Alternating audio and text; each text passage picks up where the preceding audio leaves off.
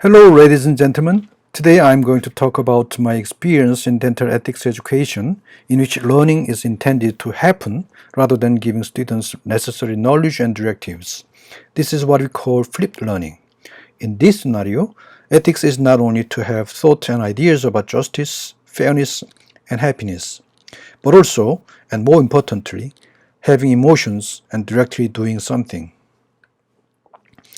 In flipped classroom, learning starts from real-world situations, whether they be historical or contemporary.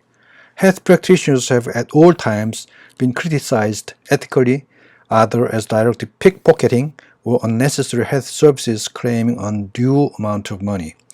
This problem of over-treatment has recently been a big issue in Korean society, especially in dentistry. This is why we chose the problem of over-treatment as the main theme of dental ethics course this semester. Traditionally, ethical practice has been thought of as a theoretical deliberation of conflicting values, principles, and attitudes. It was assumed that the correct reasoning is directly translated into right action. But really, I strongly doubt not. We tend to think ethics as one of many cogwheels of life that functions mechanically with other values such as honesty and integrity. Or medical ethics belongs entirely to the medical practitioners who declare that they would observe the Hippocratic Oath and the like. Trust was the premise rather than the product of ethical iterations and practices.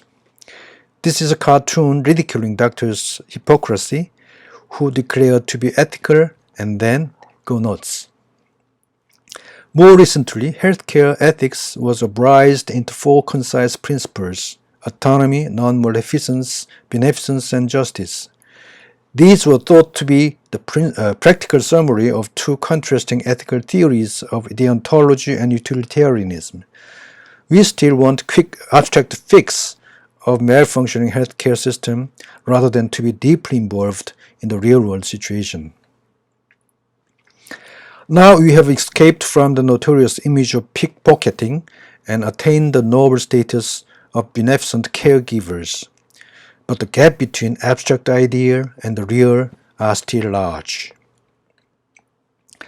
Now we propose an alternative that can narrow or even nullify the gap between abstract ethical ideas and the real life. We borrowed this idea from recent educational movement emphasizing students' experience of real-world problem solving and the insight they get from the experience. We have tried this idea in the dental ethics class. First of all, we decided to stop giving lectures offline and went online. We made short videos and put them on the Learning Management System, LMS, so that students can watch at any time. The real learning was meant to take place at offline small group session, where they talk about real or virtual cases and make their own judgment. There are four key features of flipped learning in dental ethics class. First, do not intend to teach something, just make some learning take place among students. Second, quit the lecture room and go to the small group discussion rooms. Third, interact with students as much as possible, both online and offline. And fourth, make the best of the online learning management system, LMS. Today we have unbelievably large amount of information stored in many different forms of sources. Problems, including ethical ones that we face every day, are also complicated in nature. So ethical problems cannot be solved and taught in simple terms. They should be learned and solved by stakeholders themselves. The role of us instructors is to facilitate their learning and not giving them necessary knowledge, information, and skills. Learning takes place when students try to solve the real-world problems of their own. So the instructor's role is restricted to give them appropriate problems and set up the environment. Flipping the classroom is the first step for the active learning to take place. 1. Short video containing minimal amount of knowledge and information is given online. 2. Students in small groups are encouraged to pick some problems among the video contents and try to solve them by themselves. 3. Professors visit groups in discussion and give some feedback and comments. 4. They put the result of discussion on the LMS.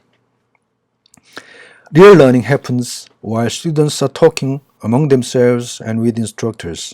They come up with, share, criticize, and modify ideas of their own making. They are becoming the legislators of their own norms. The course begins by watching a documentary called Confession of Hospitals, made by a broadcasting company, SBS. It shows hospitals where unnecessary healthcare services are indiscriminately provided with negative clinical and social outcomes. This documentary serves as a background reality from which to think about and construct new norms to deal with it.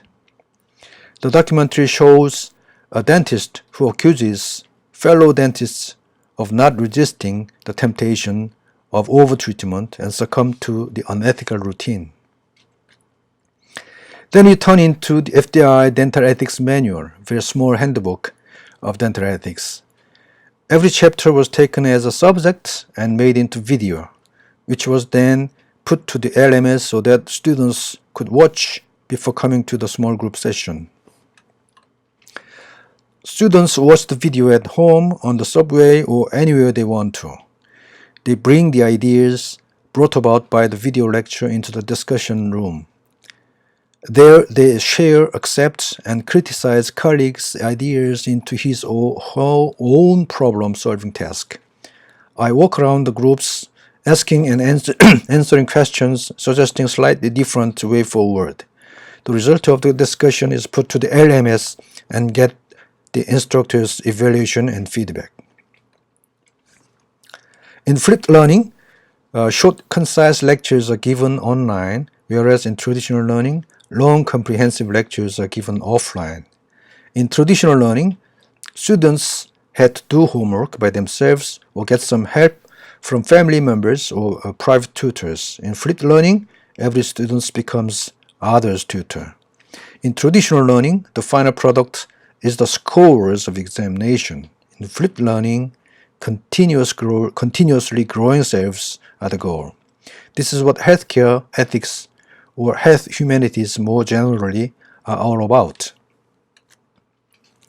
This is the LMS screen of mine, which shows all the courses I provided this semester. This is the 4th week bulletin board showing video, team tasks, and the criteria for the evaluation. This is the feedback we got from students, which is very promising and supportive of this flipped ethics education. They said their selves have changed through the course.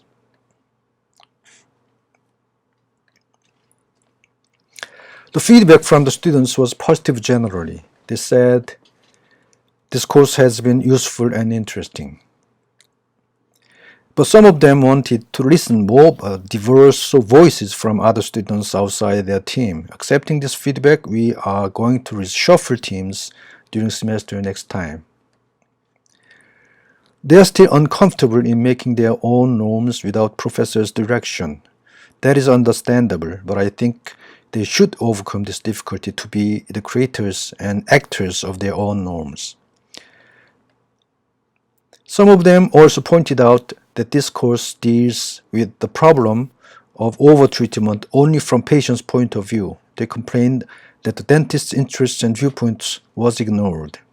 We regret that we missed this important point because dentists are the major stakeholders in dental practice. We will modify reflecting this point next time. We have reached the conclusion that flipped learning in dental ethics proved to be effective and also promising. It does not force the students to apply the blind rules, but help them create their own rules and norms. 100 years ago, John Dewey said, "If we teach today's students as we taught yesterday, we rob them of tomorrow." I strongly believe that the flipped learning is the way of living tomorrow. Thank you very much for watching.